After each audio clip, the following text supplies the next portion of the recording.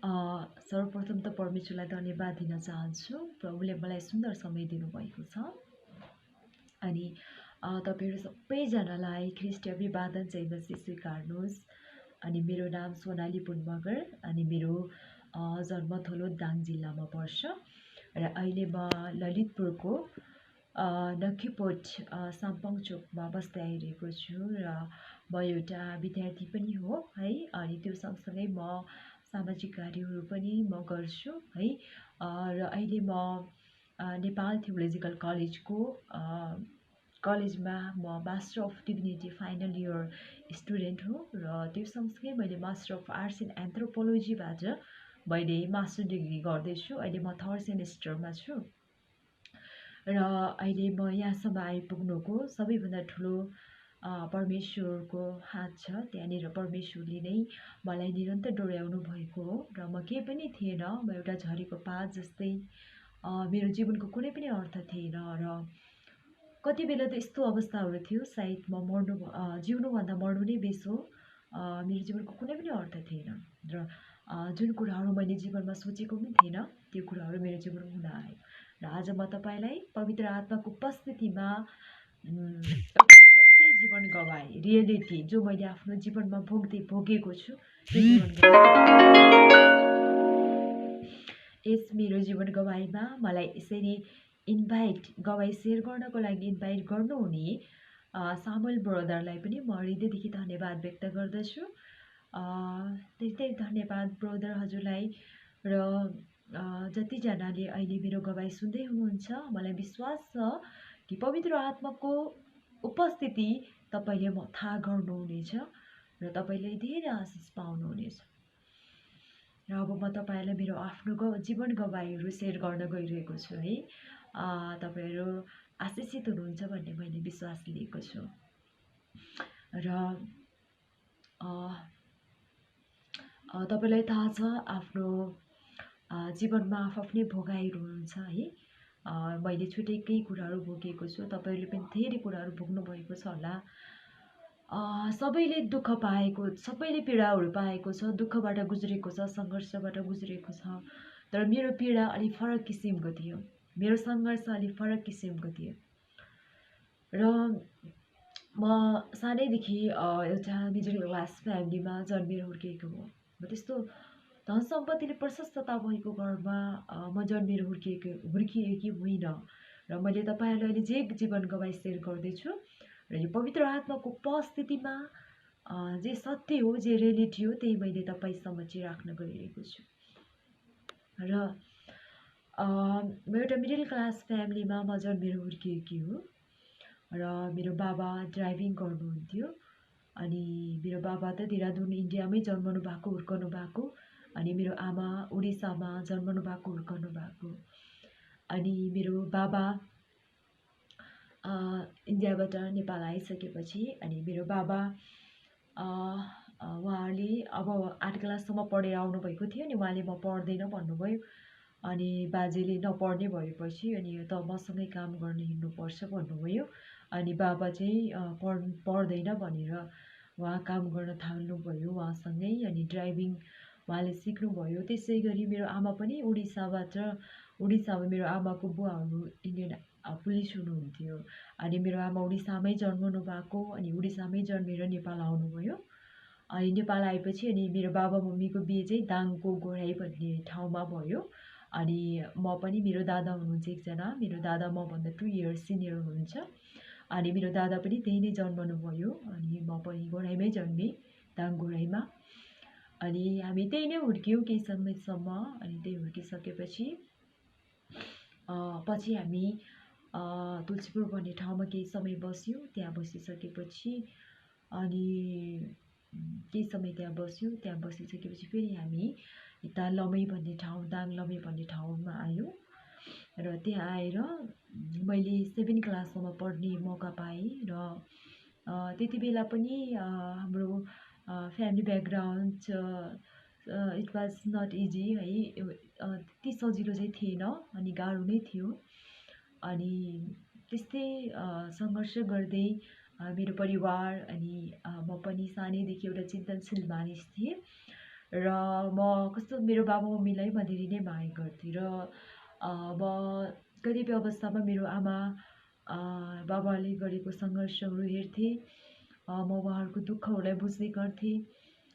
अनि अ, कतिपय अवस्थाहरू यस्तो पनि थियो जब म मेरो आमाको पर्स मा कहिले कहिले पैसा पनि हेर्ने गर्थेँ। अनि मेरो आमासँग पैसा छ कि छैन अनि भनेर पैसा पनि हेर्ने गर्थेँ। जुन दिन मेरो आमाको पर्समा मैले पैसाहरू देख्थेँ त्यो दिन म धेरै खुसी हुन्थेँ। है मेरो आमालाई केही पनि गाह्रो हुँदैन त्यस्तो हुन्थ्यो। अनि जुन दिन देख्थेन त्यो दिन म बाहिर खेल्न जान्थेन साथीहरूसँग, म घरमै बस्थेँ। अनि म एकदमै ओरिड एकदमै होइन चिन्ता गर्ने त्यस्तो हुन्थ्यो है। अनि आफ्नै त्यही बारेमा सोचिरहन्थ्यो। अनि बिस्तारै गर्दै म त्यस्तै गर्दै म 7 क्लास पास भएँ 2008मा म 7 क्लास पास भइसकेको थियो। अनि 2008मा मेरो एल्डर मम मेरो आमाको दिदी उता उडिसाबाट इन्डियाको उडिसा स्टेट झारसुगुडा डिस्ट्रिक्टबाट नेपाल आउनुभएको थियो। अनि त्यसपछि त्यति बेला ठुल्याबाले मलाई भन्नुभयो त म हामीसँग इन्डिया पढ्न जान्छस् भन्नुभयो।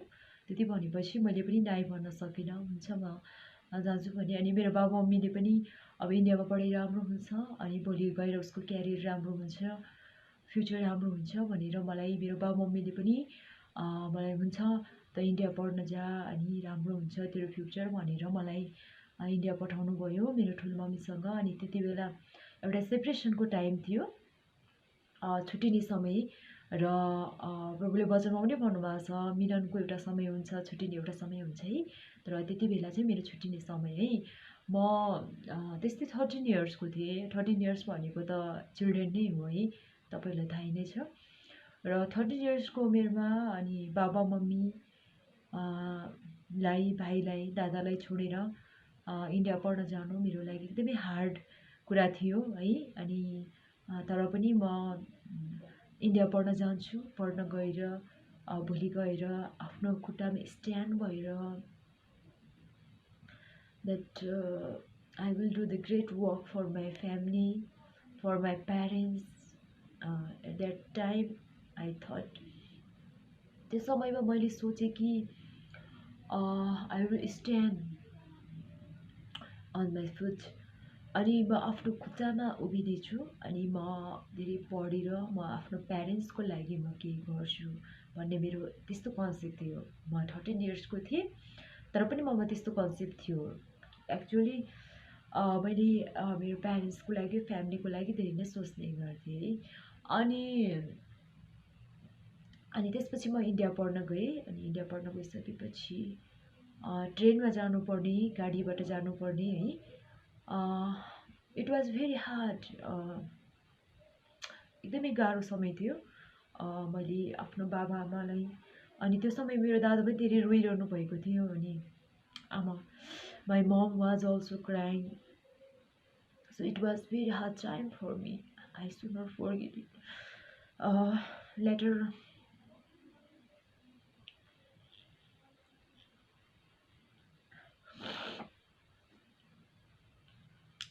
पछि म गएँ इन्डिया पढ्नको लागि। इन्डिया पढ्न गइसकेपछि त्यहाँ मैले उडिया ल्याङ्ग्वेज पढ्नुपर्ने 8 क्लास मैले पढेँ। अनि 8 क्लास पढिसकेपछि नेपाल आएँ, बाबा मम्मीलाई भेटेँ, फेरि म इन्डिया गएँ। अनि इन्डिया गइसकेपछि 9 क्लास पढेँ। 9 क्लास पढिसकेपछि अनि नेपाल आएँ, बाबा मम्मीलाई भेटेँ। अनि फेरि 10 क्लास पढ्नको लागि गएँ। अनि यो त्यति सजिलो थिएन उडिया ल्याङ्ग्वेजमा पढ्नुपर्ने।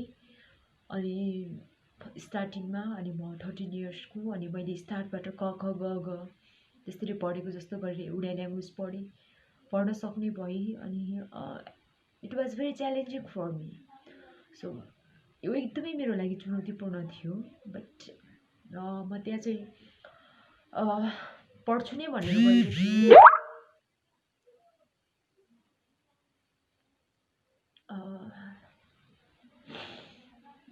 My family background was not good, so I thought I'll go there and I will study there. I will do hard work. I thought जुन उद्देश्यले म त्यहाँ गएँ त्यही उद्देश्यले मैले हार्डवर्क पनि गरेँ र रात दिन मैले हार्डवर्क गर्थेँ ल्याङ्ग्वेजमा अनि हार्डवर्क गरिसकेपछि after long time I learn to read the Odia language after a long time, after 1 month. So it was very joyful time. अनि एकदम आनन्दको समय थियो जब मैले उडिया ल्याङ्ग्वेज पढेँ अनि पढिसकेपछि मलाई बुकहरू पढ्न आएपछि कन्टिन्यू पहिले हार्डवर्क गरेँ अनि म 8 क्लासमा पनि राम्रैसँग पास भएँ 9मा पनि राम्रोसँग पास भएँ अनि 10मा पढ्दाखेरि स्कुल टाढा थियो अनि साइकलमा जानु पर्थ्यो साइकलमा आउनु पर्थ्यो अनि कहिले साइकल धेरै टाढा थियो भिलेज जस्तो एरियामा थियो स्कुल अनि जाने आउने अब एकचोटि चाहिँ साइकल नै पम्चर भयो जाँदा जाँदै अनि त्यो साइकल के गर्ने अब अनि पम्चर भयो अनि अगाडिको टायर नै नचल्ने भएर यस्तो समय थियो त्यो साइकल नै बोकेर मैले घरसम्म ल्याएको अवस्थाहरू पनि छ है अनि कतिपल्ट पानी परिरहेको समयमा ट्युसन जाँदा कतिपल्ट लडेर साइकलमा हतार हतार जाँदाखेरि कतिपल्ट नालामा पनि पसेको छु कतिपल्ट पानीको तलाउभित्र पनि पसेको छु है त्यस्तो थियो मेरो सङ्घर्षको यात्राहरू र कहिले भिज्दै भए पनि स्कुल पनि गएको छु र यस्तै सङ्घर्षको यात्राहरू थियो र I think it was not easy my parents was it Nepal I was it Odisha it was not easy यो चाहिँ एकदमै सजिलो थिएन मेरो लागि तर पनि मैले 8, 9 राम्रोसँग पढेँ म पास भएँ अनि 10मा पढ्ने बेलामा दिवालीको टाइम थियो फेस्टिभलको टाइम अनि मेरो सबै साथीहरूले भन्नुभयो सोनाली हामी भैलो खेल्नुपर्छ भन्नुभयो अनि भैलो खेल्नुपर्छ भैलोको सङ चाहिँ सोनालीले गाउनुपर्छ भन्नुभयो अनि त्यति भनेपछि मैले उहाँलाई नाइ पनि भन्न सकिनँ अनि हामी त्यहाँ चाहिँ गर्ल्सहरू छुट्टै बोइज छुट्टै भैलो खेल्छ अनि भैलो खेल्न सुरु गरिसकेपछि त्यहाँ एउटा आन्टीको त्यहाँ चाहिँ इन्डियन पुलिसहरूको एरिया हो है अनि Indian army Indian police service गर्ने अनि उहाँले भनिसकेपछि मैले नाइ पनि भन्न सकेन साथीहरूले भनेपछि हुन्छ भने अनि हुन्छ भनिसकेपछि हामी भैलो खेल्न गयो एउटा आन्टीको घरमा अनि भैलो खेल्न गइसकेपछि अनि हामी त्यो भैलो खेलेर सकेर बाहिर निस्किँदै थियो अनि अर्को भैलोको ग्रुप होइन अनि त्यस्तै बोइजको भैलोको ग्रुप यस्तै 11-12 इयर्सको भाइहरू लगायत त्यस्तै बोइजहरू आउनुभएको थियो अनि उहाँहरूले हामी बाहिर निस्किने बेलामा गेटनिर हामी गेटमै पुगेको थियो अनि उहाँहरू भित्र पस्दै हुनुहुन्थ्यो भैलो खेल्न त्यही घरमा अनि उहाँले पुरा हाई क्वालिटीको पटाका हुन्छ नि पटाका तपाईँलाई थाहै छ होला पटाका फायर गरिदिनु भयो त्यहाँनिर ठुलो पटाका अनि त्यो पटाका यति जोडले पड्क्यो कि धुवै भयो है अनि आगोको ज्वालाहरू हामीतर्फ पनि आयो अनि मेरो यस्तो घाँटीतिर आगोको ज्वालाहरू खुट्टातिरहरू पनि आयो है अनि अचम्मै लाग्यो अनि यो इन्सिडेन्ट भयो है त्यति बेला अनि यो इन्सिडेन्ट भइसकेपछि म स्कुल गएँ आई वाज ओन्ली 15 इयर्स 15 इयर्सको थिएँ म अनि म स्कुल गइसकेपछि it was very hard time that my teacher was teaching us मेरो टिचरले चाहिँ मलाई चाहिँ पढाइरहनु भएको थियो अनि त्यसपछि केही समयपछि साइड सरले नोट लेखाइरहनु भएको थियो अनि नोट लेखाइरहेको समयमा सबैजना साथीहरू थियो अनि उहाँहरूले राम्रोसँग लेखिरहनु भएको थियो अनि अनि राम्रोसँग लेखिरहनु भएको थियो but I could not hear anything त्यो समय म केही पनि सुन्न सकिनँ I cried at that time अनि it was very hard for me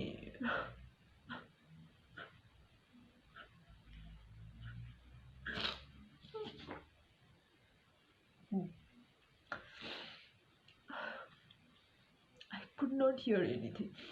That I could not control myself.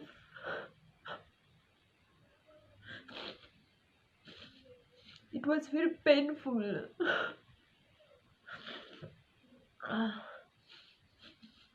सबैजनाले राम्रोसँग लेखिरहनु भएको थियो तर मैले केही पनि लेख्न सकिनँ सुनेर राम्रोसँग अनि म एकछिन म शोकमा गएँ अनि के भइरहेको छ आखिर मैले किन सुनिरहेको छैन भनेर अनि म शोकमा गएँ एकछिन अनि म आफूले प्रश्न गर्न थालेँ आखिर मैले किन आज सुनिरहेको छैन किन मैले राम्रोसँग सुनेर लेख्न सकिरहेको छैन भनेर मैले आफूले प्रश्न गरेँ अनि प्रश्न गरिसकेपछि त्यस्तै भयो अनि स्कुल छुट्टी भयो स्कुल छुट्टी भइसकेपछि म घर आएँ घर आइसकेर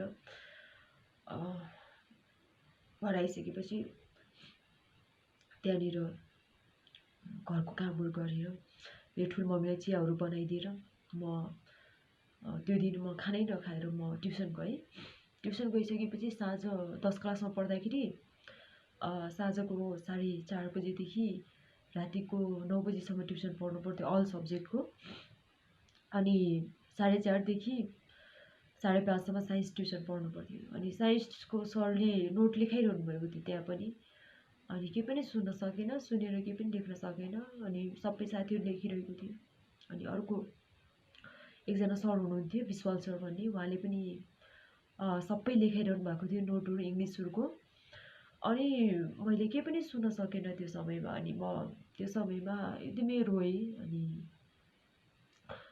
मेरो साथीहरू सबै त्यही थियो अनि म धेरै रोएँ अनि सरले मलाई सोध्नुभयो सोनाली तिमी किन रो रही भन्नुभयो अनि मैले भने सर म केही पनि बोल्न सकेन मेरो आवाज पनि आएन अनि आई क्राइड ओन्ली अनि म रोएँ मात्रै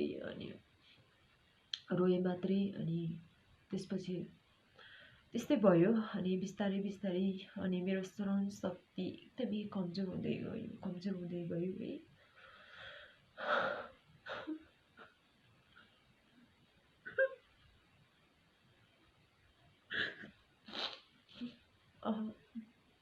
it was very hard for me that I was only 15 years old and I was suffering. I could not hear anything. अनि त्यो समय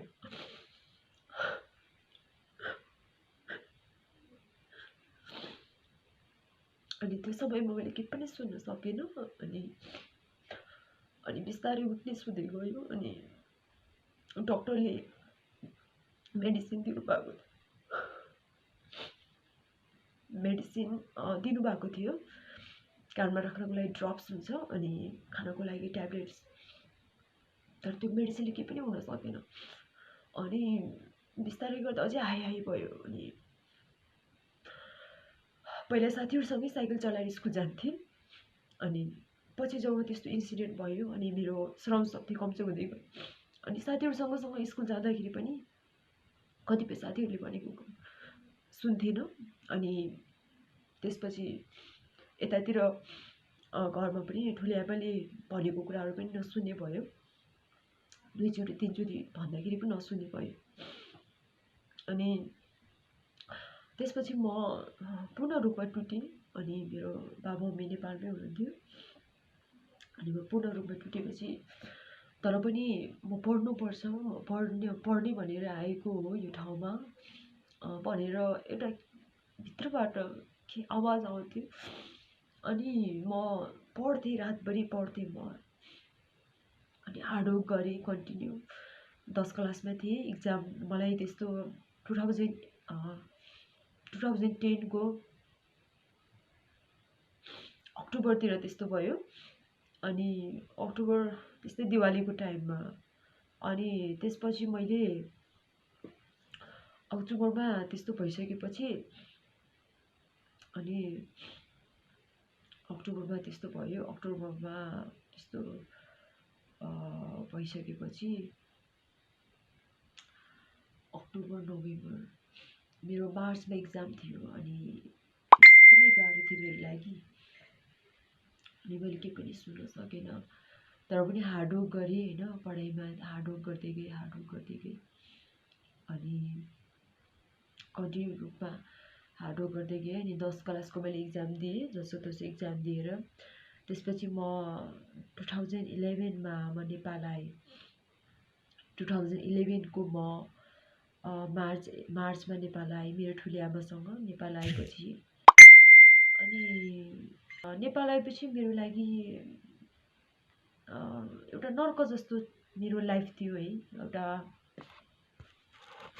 म नर्कमा छु जस्तो मलाई फिल हुन्थ्यो।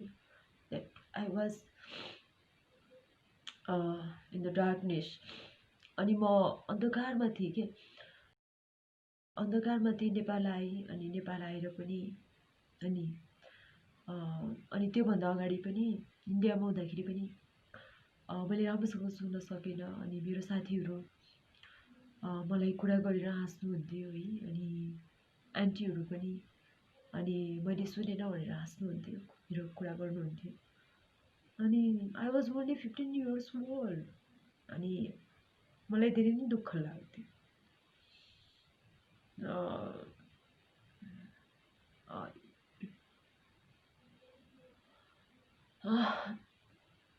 मलाई धेरै नै दुःख लाग्थ्यो कि उहाँहरू हाँस्नुहुन्थ्यो मेरो कुरा गरेर। मेरो साथीहरू पनि मेरो बारेमा नै कुरा गर्न थाल्नुभयो continue. It was very hard to bearing. यो सहनको लागि चाहिँ एकदमै गाह्रो थियो है। अनि म भित्र आत्मामा एउटा सिसा टुटेको जस्तो टुटे, चकनाचुर भए है। सम्पूर्ण सिसा टुटेको जस्तो भए। पुरै अन्धकार थियो जीवन।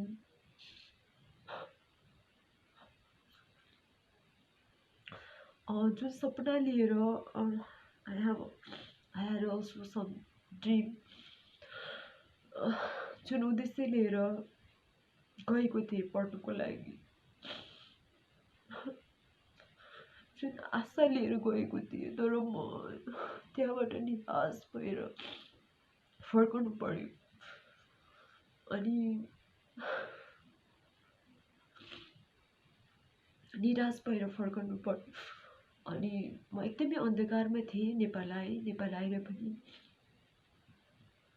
मम्मीले भनेको, बाबाले भनेको, दाजु कम्युनिकेसनमा फोन गर्दा आफन्तहरूले भनेको कुराहरू केही पनि सुन्न सकेन।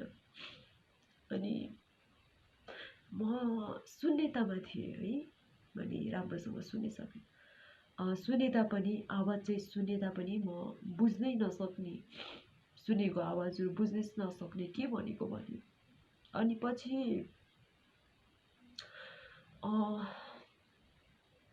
अनि म धेरै मन्दिरहरू धाउँथेँ, मन्दिर जान्थेँ, पूजापाठ गर्थेँ है। अनि म मन्दिर गएर भगवानलाई सोध्ने गर्थेँ, हे भगवान आखिर किन मलाई मात्रै भनेर मैले प्रश्न गर्थेँ।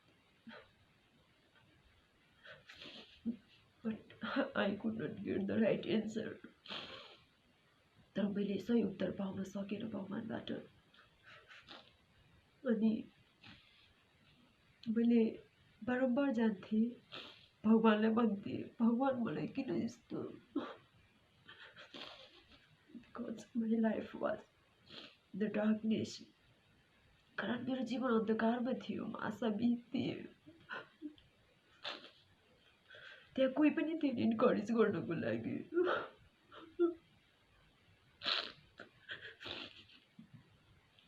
त्यहाँ कोही पनि थिएन औषध दिनको लागि। सबैजना सुनेर भनेर कराउने मात्रै थियो सबैजना। अनि it was very painful for me. अनि यो मेरो लागि एकदमै दर्दपूर्ण थियो। अनि all were talking about me every time। अनि धेरै नै गाह्रो थियो सहनको लागि। अनि त्यसपछि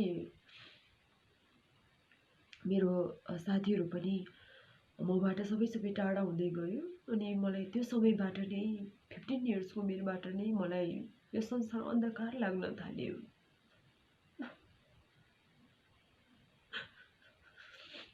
मैले सोच्न थालेँ कि अब संसारमा मेरो केही पनि छैन। साथीसँगी सबै अलग हुन थाले। आफन्तहरूले सबैजना यस्तो त्यस्तो भन्न थाले।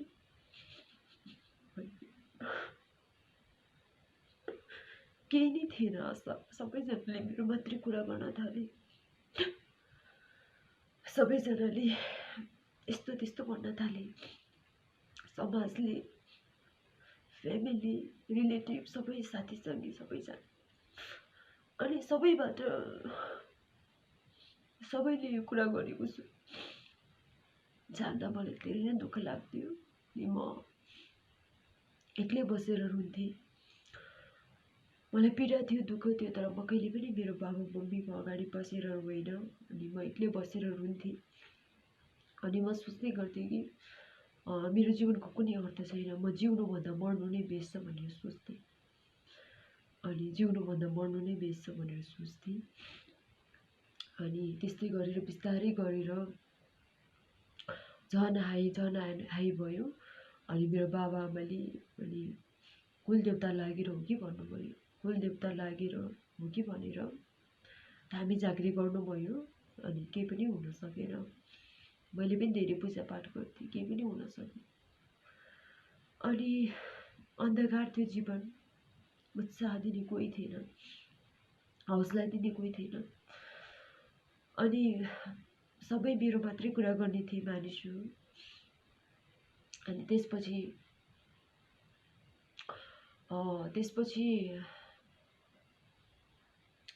केही समयपछि ट्रिटमेन्टको लागि उता मेरो आमासँग भैरवाको हस्पिटलमा गएँ।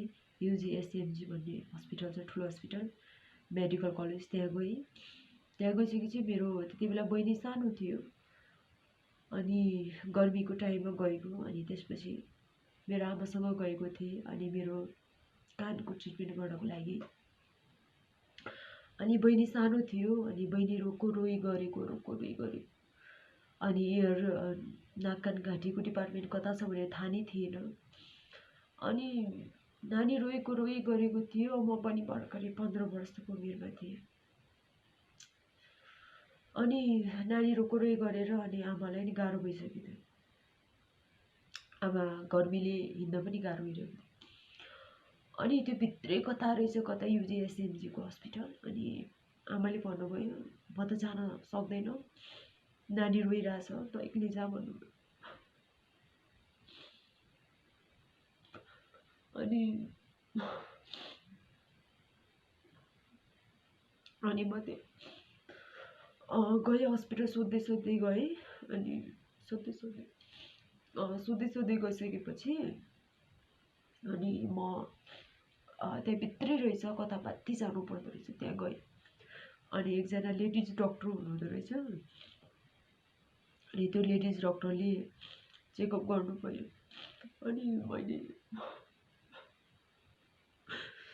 अनि डक्टरमाथि पनि ठुलो एक्सपेक्टेसन राखेको थिएँ कि म ट्रिटमेन्ट पश्चात चाहिँ निको हुन्छु भन्ने मलाई ठुलो आशा थियो। अनि डक्टर सामु पनि मैले आफ्नो एकदमै पीडाहरू पोखाएँ रोएर। अनि त्यसपछि डक्टरले अडियोग्राम गर्नुपर्छ भन्नुभयो। अडियोग्राम गर्नुपर्छ भनेपछि अडियोग्रामहरू गऱ्यो। अडियोग्राम गरेपछि लेफ्ट इयरको हियरिङ पावर 60 डेसिबल भन्दा माथि पुगेको रहेछ, एकदमै हाईमा। अनि राइट इयरको चाहिँ यस्तै कति 45 भन्दा माथि नै थियो। अनि त्यसपछि उहाँले भन्नुभयो बहिनीको नाक कान काठीसँग सम्बन्धित नसाको समस्या भन्नुभयो। अनि नसाको समस्या भनेपछि अनि यो अपरेसनको लागि निड टु 12 लाख भन्नुभयो, 12 लाख लाग्छ भन्नुभयो कि। अनि म छानाबाट खसेको जस्तै भयो है। अनि 12 लाख भन्ने बित्तिकै अनि म छानाबाट खसे जस्तो भयो। अनि पुरै लाइफ नै मेरो ड्यामेज भयो भन्ने मैले सोचेँ। अनि मेरो जीवनको कुनै अस्तित्व छैन। अनि म जिउनुभन्दा मर्नु नै बेस हो भनेर बारम्बार मेरो हृदयमा त्यो आउँथ्यो। अनि कतिपल्ट त म मर्ने प्रयास पनि गर्न थाल्थेँ, तर पनि म मर्न सकिनँ है। अनि तर म सम्पूर्ण रूपमा टुटेको थिएँ। मैले त्यो दिनदेखि नै, मैले 15 वर्षको उमेरदेखि नै मैले संसारको सबै कुरा सुन्ने लाग्न थाल्यो। अनि शून्यतामाथि साथीभाइले भनेको कुराहरू, मम्मी बाबाले भनेको कुराहरू, दाजुभाइले भनेको कुराहरू, आफन्तले भनेको कुराहरू के पनि सुनेर पनि बुझ्न सक्ने भएन। र पछि धेरै टुटे लाइफमा, अब के गर्ने कसो गर्ने। अनि मेरो उताबाट एसएलसीको रिजल्ट पनि आयो, म फर्स्ट डिभिजनमा पास भएँ। अनि त्यति बेला म एकदमै रोएँ, धुरो रोएँ। किनकि म एसएलसी पढ्दै त्यस्तो अवस्थाबाट गुज्रेको थिएँ। अनि तैपनि हार्डवर्क गरेर फर्स्ट डिभिजनमा पास भएको थिएँ। अनि मलाई एकदमै रोएँ। त्यति बेला मेरो आमा पनि रुनुभयो। अनि त्यति बेला हाम्रो सानो एउटा पसल थियो हाइवे रोडको छेउमा। अनि family background was not good. अनि त्यो समय पनि हाम्रो फ्यामिली ब्याकग्राउन्ड त्यति राम्रो थिएन। अनि हाम्रो एउटा सानो पसल थियो बाटोको छेउमा, हाइवे रोडको छेउमा। अनि मेरो आमाले त्यही नै पसल गर्नुहुन्थ्यो। अनि मेरो सानो बहिनी पनि थियो है। अनि मेरो बहिनी भर्खरै म 15 इयर्सको हुँदा मेरो बहिनी 1-2 इयर्सको थियो। अनि सानै थियो। अनि मेरो बहिनी र मम्मी राति त्यो पसलमा, यस्तो टिनको पसल जस्तो थियो। अनि मेरो आमा अनि मेरो बहिनी त्यही सुत्नुहुन्थ्यो राति है। अनि बिकज त्यहाँ चाहिँ गाडीहरू कन्टिन्यू आइ गर्थ्यो, एकदमै रिस्क ठाउँ थियो है पसल। अनि कहिले गाडीहरूले यस्तै हानिदियो भने पनि अब अलिकति रिस्क नै थियो है। तर पनि मेन हाइवे रोडको छेउमा त्यो पसलमा सुत्नुहुन्थ्यो मेरो आमा र मेरो सानो बहिनी है। अनि त्यसपछि गाह्रो थियो। अनि 15 इयर्सको थिएँ। अनि म पनि सफरिङ भएँ। अनि म के गर्छु भन्ने मेरो कन्सेप्ट थियो। तर म त्यति बेला टुटेँ। अनि त्यसपछि गाह्रो थियो। त्यसपछि सम्पूर्ण रूपमा टुटिसकेपछि अनि मलाई कस्तो लाग्थ्यो भने कतै म मेरो बाबु मम्मीको लागि भार त भइरहेको छैन होइन। मेरो कारणले गर्दाखेरि मेरो बाबु मम्मीलाई कुनै पनि पीडा नहोस्, कुनै पनि दुःख नहोस् भन्ने मेरो कन्सेप्ट थियो। अनि म कहिले पनि मेरो बाबु मम्मीको अगाडि म कहिले पनि रोएन। अनि मैले कहिले पनि मलाई पीडा भएको छ, मलाई यस्तो दुःख भएको छ भन्ने मैले कहिले पनि भनेन।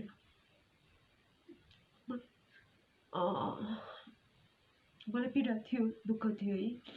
म भित्रबाट टुटेको थिएँ। तर मैले कसैलाई पनि त्यो सो गरेन, देखाएन।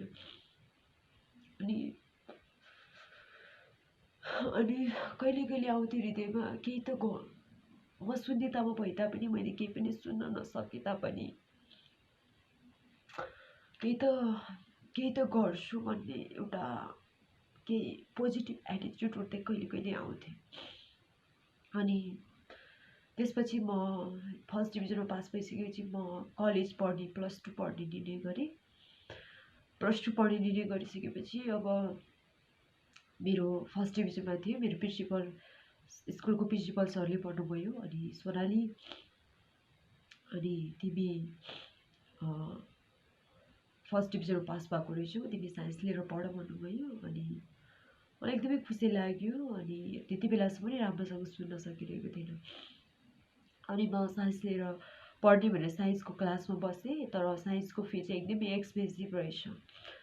अनि फेरि मैले त्यो साइन्सको क्लास छोडिदिएँ। अनि एकदमै एक्सपेन्सिभ फी, अनि मैले यत्रो एक्सपेन्सिभ फी कसरी पे गर्ने, मेरो बाबुमम्मी गाह्रो हुन्छ भनेर मैले पढ्न चाहेन साइन्सको क्लास। अनि म कमर्सको क्लासमा बसेँ। 11मा मैले कमर्स लिएँ, अनि कमर्स लिएर पढ्न स्टार्ट गरेँ। कमर्स लिएर पढ्न स्टार्ट गरिसकेपछि कन्टिन्यू कमर्स लिएर पढ्न थालेँ। अनि म 11 अनि कमर्समा बस्थेँ क्लासमा। सरले पढाएको कुराहरू केही पनि राम्रोसँग सुन्थेन। अनि तर पनि मैले एकदमै हार्डवर्क गर्थेँ, हार्डवर्क गरेँ। अनि साथीहरूसँग पनि अब एक्लै नै भनौँ, एक्लै नै हुन्थेँ। साथीहरूको दृष्टिकोणमा त्यस्तो प्रिसियस कहिले पनि हुन सकिनँ। अनि सायद आफन्तहरूको लागि, फ्यामिलीहरूको लागि त्यति बेला प्रिसियस हुन सकेन, त्यति प्रेमिलो हुन सकेन। अनि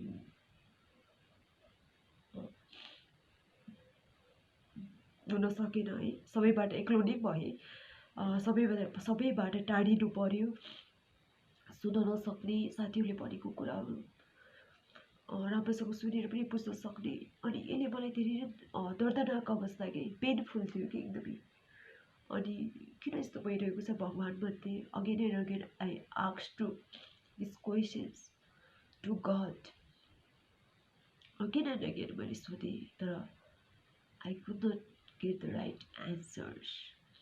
तर मैले सही उत्तर चाहिँ पाउन सकेन।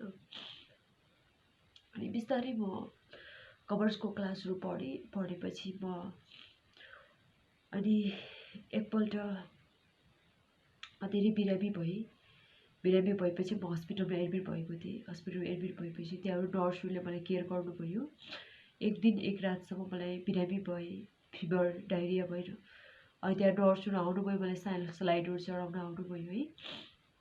अनि मलाई पनि कस्तो कि अब पहिलेदेखि डिजायर थियो नर्सिङ पढ्नुको। अनि म नर्सिङ पढ्नको लागि जान त सकिनँ, तर पनि म मेडिकल एसिस्टेन्टको लागि पढ्न जाने निर्णय गरेँ।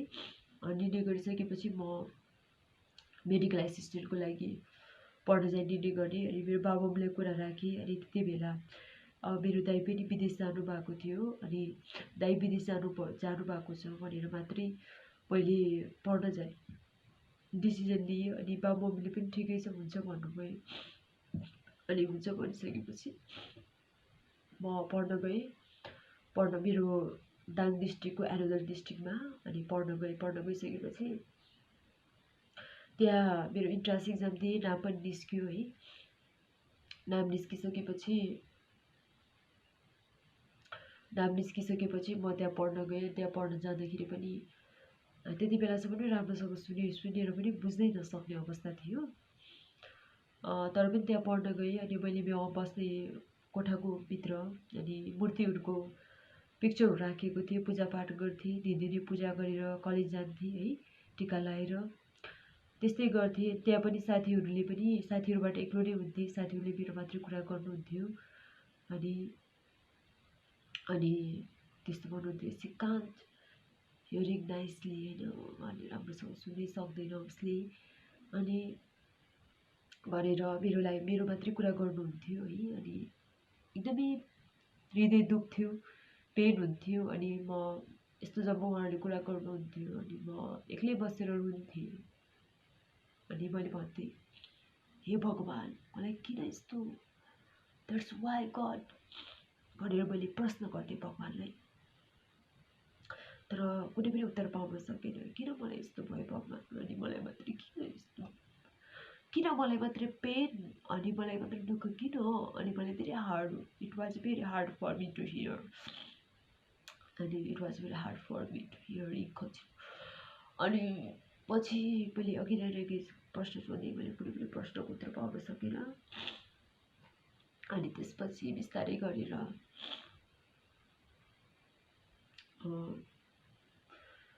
अनि बिस्तारै गरेर अनि एसएलसी 11मा पढ्नु मेडिकल एसिस्टेन्ट पढ्न जानुभन्दा अगाडि 11मा पढ्दा मैले इन्सुरेन्समा काम गरेँ एसएलसीको सर्टिफिकेटबाट। अनि काम गर्थेँ, बिहान बिहानै म इन्सुरेन्स बनाउन जान्थेँ। बिहानै कुहिरो लागेको टाइममा साइकलमा गाउँ गाउँमा पुग्थेँ इन्सुरेन्स बनाउनको लागि। अनि त्योबाट इन्सुरेन्सबाट आएको फर्स्ट पैसाले मैले सानो एउटा मोबाइल किनेको थिएँ। अनि जस 2008 my journey started from 2008 and still I am doing struggle. 2008बाट मेरो लाइफको जर्नी स्टार्ट भयो, तर अहिलेसम्म पनि म स्ट्रगलिङ गर्दैछु है। तर मेरो जीवनमा आएको सङ्कट समस्या यी कुराहरूले मलाई ठुलो पाठ सिकाएको छ।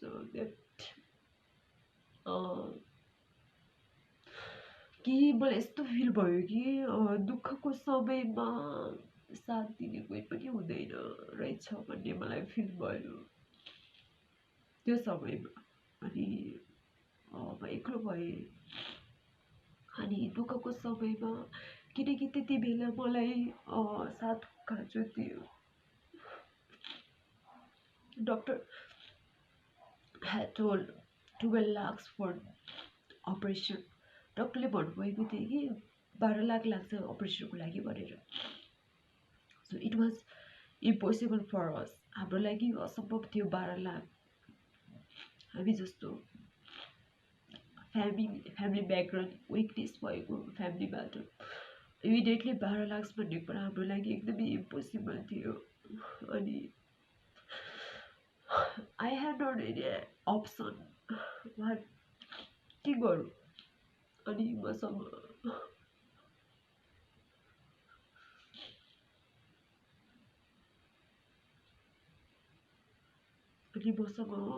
कुनै पनि अप्सन थिएन। अनि मसँग कुनै पनि अप्सन थिएन हामीसँग। अनि 12 लाख भन्ने बित्तिकै immediately it was not easy for us. अनि हाम्रो लागि चाहिँ सजिलो थिएन यो है। अनि त्यसपछि यो 12 लाखलाई माया मारेर अब मेडिकल एसिस्टेन्ट पढ्छु भन्ने डिसाइड गरेर नै मेरो डिस्ट्रिक्टदेखि अनदर डिस्ट्रिक्टमा गएको। त्यहाँ गएपछि त्यस्तै भयो, सबै साथीहरूबाट एक्लो नै भएँ होइन। सबै साथीहरूबाट एक्लो भएँ। अनि भनेको कुराहरू राम्रोसँग नसुने, सुनेर पनि नबुझ्ने त्यस्तो भयो। अनि त्यसपछि त्यहाँ चाहिँ एकजना पास्टरको छोरी हुनुहुन्थ्यो, पास्टरको छोरी। अनि त्यसपछि पास्टरको छोरीसँग अब त्यहाँ चाहिँ कस्तो भयो भने, म त्यति बेला पढ्ने उद्देश्य थियो, म के गर्छु लाइफमा भनेर नै म पढ्न गएँ।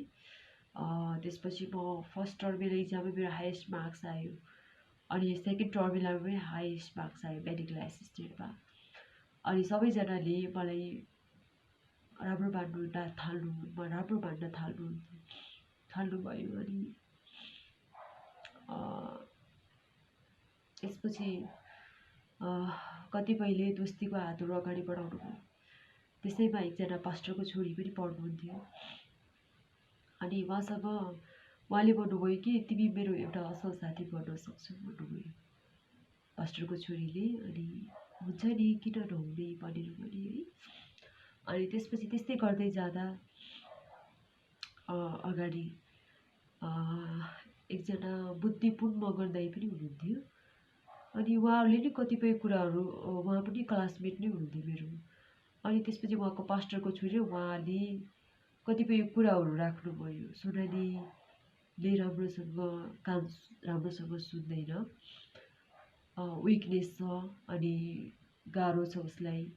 उसले प्रभु येशू ख्रीष्टलाई चिन्यो भने त प्रभुले त आँखा नदेख्नेलाई निको पार्नु भएको छ, कान नसुन्नेलाई सुन्ने बनाउनु भएको छ, आँखा हिँड्न नसक्ने हिँड्ने बनाउनु भएको छ भनेर कुरा गर्नुभयो। आपसमा गरिसकेपछि पास्टरको छोरीले हुन्छ नि, चर्च जानुपर्छ, चर्च जानुपर्छ है सोनाली, चर्च जानुपर्छ भनेर भन्नुभयो। अनि त्यसपछि मलाई पनि कस्तो चर्च जान इन्ट्रेस्ट लाग्यो। चर्च जान इन्ट्रेस्ट लागिसकेपछि म चर्च गएँ। 2013 को अप्रिल 2013 को अप्रिलमा म चर्च गएँ। चर्च गएपछि म इन्डियाबाट म 2011 मा फर्केँ। 2008 मा इन्डिया गएँ। 8, 9, 10 पढेर 2011 मा नेपाल फर्केँ। 11 अनि त्यसपछि 11 भरिमा 11 मा पढेँ। 12 अनि 13 मा मेडिकल एसिस्टेन्ट पढ्दा अनि 13 मा म चर्च गएँ। चर्च गइसकेपछि अप्रिलमा चर्च गएर मलाई त्यहाँनिर पास्टर बुवालाई, पास्टर नि आमालाई, सबैजनालाई मेरो अवस्थाहरूको बारेमा सेयर गरेँ।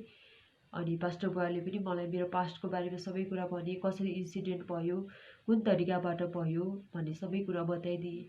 पास्टर बुवाले मलाई प्रार्थना गर्नुभयो, मण्डलीमा मलाई घेरेर प्रार्थना गर्नुभयो। घेरेर प्रार्थना गरेपछि मलाई धेरै आनन्द आयो हृदयमा। त्यो समयमै मैले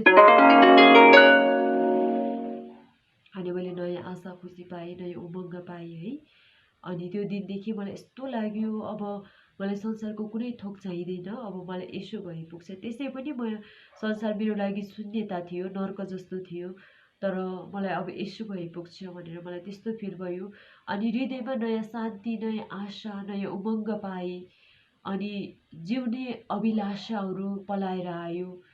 एउटा अर्थविहीन जीवन थियो, तर एउटा अर्थपूर्ण लाइफ पाएँ, अर्थपूर्ण लाइफ पाएँ होइन। अनि त्यसपछि निरन्तर रूपमा परमेश्वरलाई पछ्याउँदै गएँ। अनि 2013 को अगस्ततिर परमेश्वरलाई मेरो पर्सनल लाइफमा एक्सेप्ट गरेँ। एक्सेप्ट गरिसकेपछि and I had accepted to the mighty Lord. I had accepted to the Lord Jesus Christ as my Savior without permission of my family. अनि मेरो परिवारको पर्मिसन बिना नै मैले येशू ख्रीष्टलाई स्वीकार गरेको थिएँ। किनकि मलाई थाहा थियो कि बाबुले कदापि पनि मलाई येशू ख्रीष्टमा आउन दिनुहुन्न भनेर। त्योभन्दा पहिला पनि कतिपय कुराहरू राखेको थिएँ। अब मलाई सुन्न गाह्रो भइरहेको छ, येशूमा खै चङ्गाइ पाउँछ भन्छ। अनि के गर्ने होला अब भन्दा आमाले हनै जाने होइन, त्यस्तो धर्म मान्ने होइन अनि भनेर भन्नुभयो। अनि पछि मैले त्यत्तिकै त्यो कुरालाई बिर्सिसकेको थिएँ। पछि मेडिकल एसिस्टेन्ट पढ्न जाँदा पास्टरको छोरी यताउता गर्दा अनि त्यसरी चर्च जाने मौका पाएँ। अनि येशू ख्रीष्टलाई मेरो पर्सनल लाइफमा उहाँ नै मेरो उद्धारकर्ता, मुक्तिदाता भनेर स्वीकार गरेँ। त्यति बेला मैले रियलाइज गरेँ कि म संसारमा हुँदा पापी थिएँ, अधर्मी थिएँ, पापमै जन्मेको थिएँ, पापमै हुर्केको थिएँ। अनि प्रभु, म क्षमा माग्छु तपाईँसँग, मलाई क्षमा दिनुहोस्। अब म संसारको जीवन होइन, तपाईँमा आत्मामा जिउँछु। शरीर त एक दिन माटोको शरीर माटोमै मिल्छ, तर मेरो आत्मा प्रभु तपाईँले बचाउनु भएको छ भनेर प्रभुलाई धन्यवाद दिएँ। धन्यवाद दिएर अनि मैले प्रभुलाई आफ्नो व्यक्तिगत जीवनमा स्वीकार गरेँ। त्यहाँ चाहिँ प्युठान डिस्ट्रिक्टको आदरणीय पास्टर बिनाराम बैजाली मगर हुनुहुन्थ्यो। उहाँले मलाई इन्करेज गर्नुभयो, मेरो लागि प्रार्थना गर्नुभयो। पास्टर आमा, त्यहाँ रहेको नवजीवन शान्ति सङ्गति मण्डली परिवारले पनि मेरो लागि प्रार्थना गर्नुभयो। अनि त्यसपछि निरन्तर रूपमा म मण्डली जाने सेवा सङ्गतिमा अगाडि बढ्ने गरेँ निरन्तर रूपमा। अनि त्यसपछि निरन्तर रूपमा सेवा सङ्गति जाने अगाडि बढ्ने गरेँ। त्यसपछि मेरो 12 को इक्जाम पनि म पढिरहेको थिएँ। 12 को इक्जाम दिने मैले घर गएँ। अनि घर गएपछि त्योभन्दा अगाडि पास्टर बाले मलाई इन्करेज गर्नुभएको थियो, घर जानुभन्दा अगाडि, नानी तिमी घर जाँदैछौ अनि कतिपय परीक्षाहरू आउन सक्छ, बाधाहरू आउन सक्छ, तर पनि येशू ख्रीष्टलाई नछोड्नु है, प्रभु तिम्रो साथमा हुनुहुन्छ भनेर भन्नुभएको थियो। अनि घर गएँ। घर जाने बित्तिकै म आमालाई भने, साथीहरूलाई भने, बाबुले पनि मैले येशूलाई चिनेको छु बाबा आमा भने। अनि बाबा धेरै रिसाउनु भयो, कराउनु भयो, गाली गर्नुभयो है, तँलाई हामीले येशूलाई चिन भनेर पठाएको कि तँलाई हामीले पढ भनेर पठाएको हो अनि भनेर गाली गर्नुभयो, धेरै नै गाली गर्नुभयो है। अनि धेरै गाली गर्नु, रातभरि गाली गर्नु, त खाल्टोभित्र पसिस् त हाम्रो लागि मरिसकिस्, तँलाई हामीले पढ्न पठाएको हो कि तँलाई हामीले यसोलाई चिन भनेर पठाएको भन्नुभयो। त आज यो सूर्य उदय हुनुभन्दा अगाडि नै घरबाट निस्किहाल्नु भन्नुभयो है, कि त यसोलाई छोड कि त घर छोड भन्नुभयो। अनि त्यस्तो भनिसकेपछि म एकदमै गाह्रो भयो, रातभरि सुतेन, रुँदै बस्थेँ। अनि मसँग टुवेल्भको इक्जाम दिएर बुक पनि केही थिएन, कपी नोटहरू पनि केही थिएन। अनि म बिहानै कपडाहरू सबै लिएर मेरो साथी एकजना चौधरी साथी थियो सरिता भन्ने, उसको घरमा गएँ। त्यहाँ गएर उसको मम्मीहरू एकदमै राम्रो हुनुहुन्थ्यो। अनि त्यसपछि उसको नोटहरू मैले पढेँ, बुकहरू पढेँ। अनि मैले त्यहाँ बसेर टुवेल्भको इक्जाम दिएँ। टुवेल्भको इक्जाम दिएर अनि त्यसपछि फेरि मलाई उता मेडिकल एसिस्टेन्ट पढ्न जानलाई मलाई फाइनेन्सियल खाँचो थियो, मसँग 1 रुपियाँ पनि थिएन, के गर्ने कसो गर्ने। अनि मैले मेरो बाबुले मलाई कन्सल्ट पनि गर्नु भएन, मलाई खोज्नु भएन। अनि त्यसपछि मैले मेरो साथीको मम्मीलाई भने, मेरो साथीको मम्मीहरूको आफ्नै इँटा रहेछ काम गर्ने। अनि मैले आन्टीलाई भने, आन्टी म काम गर्छु नि ल भने, म इँटा बोक्छु कि आन्टी, मेरो इक्जामको गेप छ टाइम, अनि म काम गर्छु नि आन्टी ल। अनि भने आन्टीलाई, आन्टीले भन्नुभयो, अब म सानै थिएँ होइन। अनि आन्टीले भन्नुभयो, नै तिमी काम गर्न सक्दैनौ तिमी, अनि भन्नुभयो कि। अनि मलाई कस्तो लाग्यो भने, होइन आन्टी मैले काम गर्नुपर्छ, अनि म अब यहाँदेखि मलाई इक्जाम दिएर म अब प्युठान जानु छ, मेडिकल एसिस्टेन्टको पढाइ त्यही हाफ छोडेर आएको छु।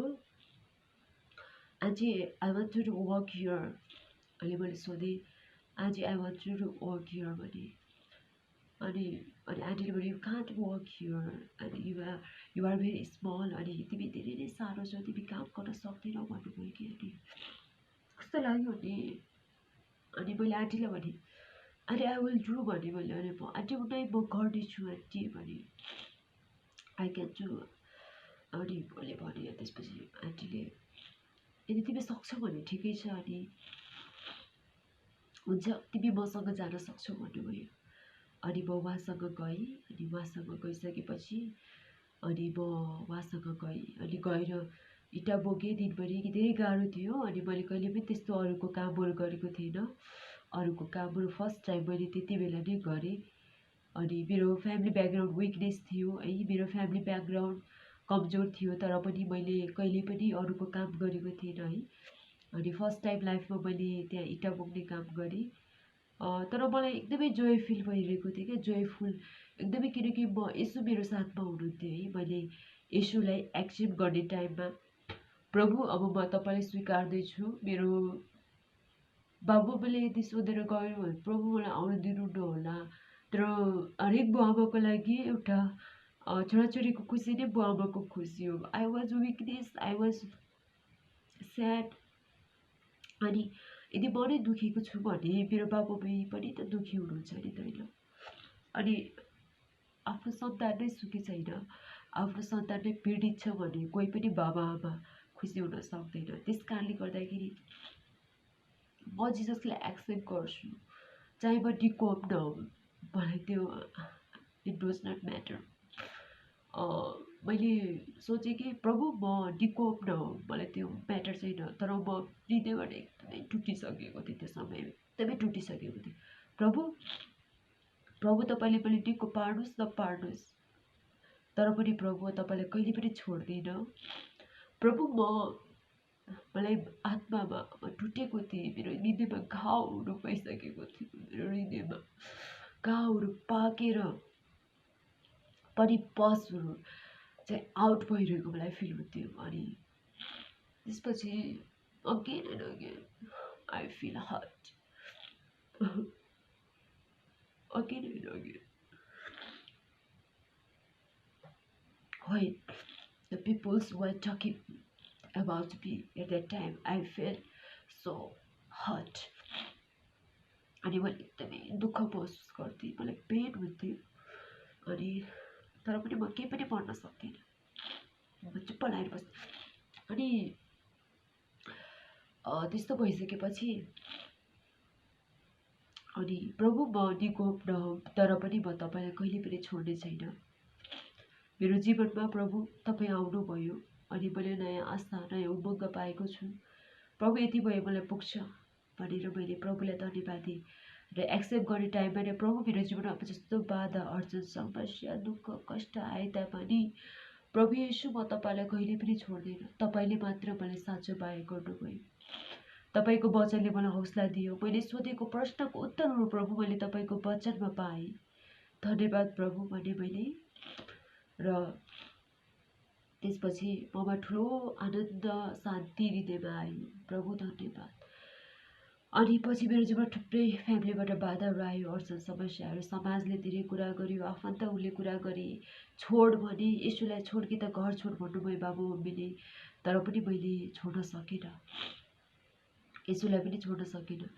मैले यसुलाई एक्सेप्ट गर्नु भनेको मेरो बाबु मम्मीले मैले छोडेको थिएन। मेरो बाबु मम्मीको माया भनेको मेरो हृदयमा थियो।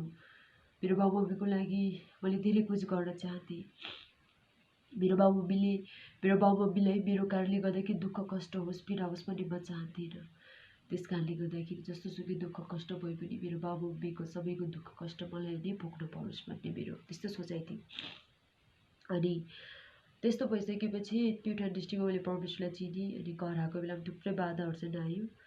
आएपछि इटाभट्टामा 3 दिनसम्म काम गरेँ। 3 दिनसम्म काम गरेर अनि मेरो इक्जाम पनि सक्यो। 12को इक्जाम सक्यो। अनि 12को इक्जाम सकिसकेपछि अनि 3 दिन काम गरेको थिएँ। अनि त्यो आन्टीले मलाई 600 रुपिस मलाई नानी लौ भनेर दिनु लाग्नुभएको कि। अनि आन्टी मैले त्यही बसेको थिएँ इक्जाम दिँदाभरिमा। आन्टीले मलाई धेरै आफ्नै छोरीलाई जस्तै माया गर्नुभयो, रेस्पेक्ट गर्नुभयो है। अनि चौधरी जातिहरू एकदमै हम्बल हुन्छ, एकदमै काइन्डनेस हुन्छ। अनि मलाई एकदमै रेस्पेक्ट गर्नुभयो, एकदमै ममाथि दया देखाउनु भयो। अनि मैले भनेँ कि aunty I can't take this money. अनि मैले भनेँ कि आन्टी म मनी लिन सक्दैन भने मैले।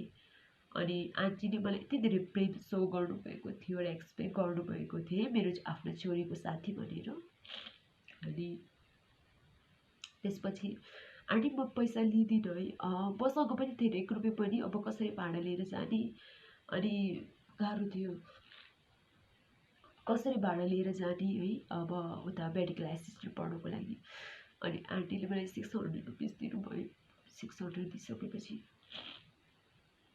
I told you aunty I can't take this money. अनि आन्टीले भन्नु नो, अनि यस्तो हुँदैन, तिमीले काम गरेको छु 3 डेजसम्म अनि भनेर भन्नुभयो। तर दोस्रो दिनमा काम गर्दा त्यो फागुनको महिनामा, चैतको महिनामा धेरै हावाहरू आएर मेरो आँखाभित्र पसे, आँखै देख्न नसक्ने जस्तो भयो त्यो समय।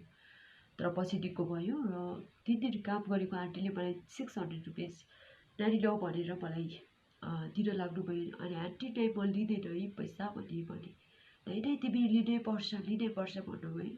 अनि मेरो हातमै राखिदिनु। अनि पछि त्यही पनि अब उहाँले मलाई जबरजस्ती लिनु भनेर नि लिएको कारणले गर्दाखेरि मैले लिएँ। अनि लिइसकेपछि त्यो 600 थियो, तर प्रभु येशू ख्रीष्ट मेरो साथमा हुनुहुन्थ्यो।